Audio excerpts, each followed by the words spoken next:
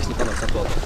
Ол мисалы үчүн мондай көп жылдан бери аэропорт бир эле жолу Жайкадан бекер грант болуп алынган экен да. А биз болсо өзүбүздүн каражатка мондайдан үчөөнү сатып алдык. Бирөөсү эле $526 туратындайчы. Мындан алтыны сатып алдык. Россиядан региональный аэропорттун баардык ушундайларды коюп атабыз. Пожарный машиналар. Мурун МЧСтен колдончукпузчу. Булар бүт спецтехникалар. Бул болсо учактарды жылдыра турган техника. Булар дагы бүт современный эмеден французский компания TLD-ден алдык буларды баардыгын. Булар болсо жанагы воздушный суднаны, учактарды суусун алмаштырып, санузелдерди тазалайт техникалар.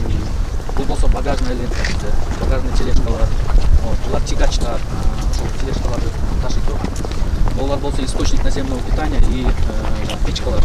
Буларда бардыгын бирден алып, региональный жана аймактык аэропортторго коюп. Булар болсо биздин спецтехникалар кар тазалаганга, чөптөрдү эмелерди, тоңдорду тазалайт турган.